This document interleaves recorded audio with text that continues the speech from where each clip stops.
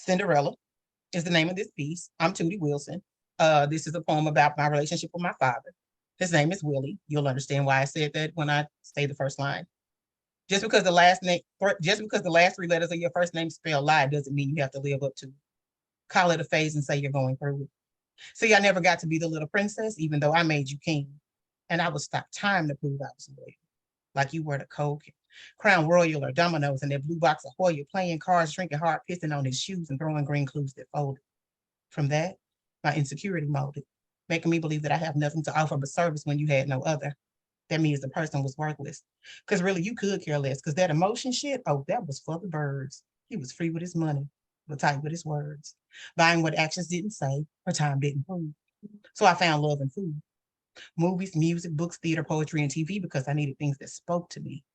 Not knowing his neglect of me was perfecting me, protecting me from his drunken dances and spurts of affection, but feeding my aggression because he resented the presence of my existence in his sobriety.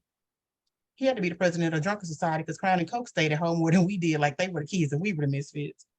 And our utilities, they didn't visit much. We couldn't keep in touch because Entergy left when the sun went down and Arkla was like a visitor from out of town and I couldn't understand what shut off or disconnected meant. So we just packed up and went to Woodson. And though the kids were missing, I still got my daily pay to stay out the way while he was in the place, gambling, smoking, lying, drinking. No time to be my daddy. Shit, what was I thinking? Because my brother and me, we were like Hansel and Gretel.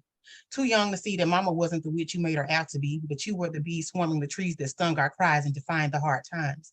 So we were thrown in the fire to feed your insecurity because you denied responsibility, a trait you didn't possess because you couldn't mesh with the idea of giving yourself.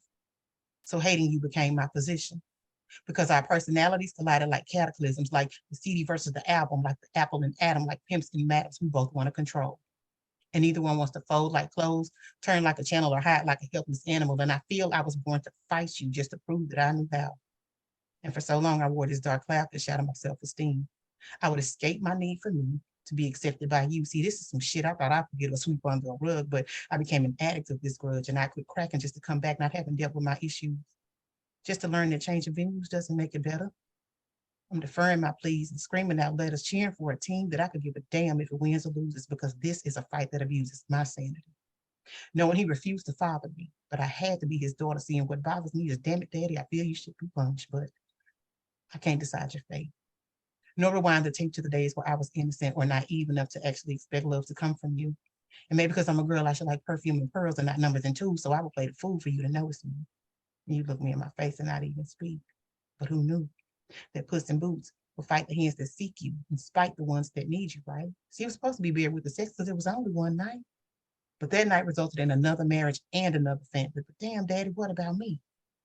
I feel he arrested my development, went on with his settlement, and didn't dare looking back, leaving me in the alley with 7 addictions to crack. So I treat him like dwarfs. Let them carry me into the forest to rescue me.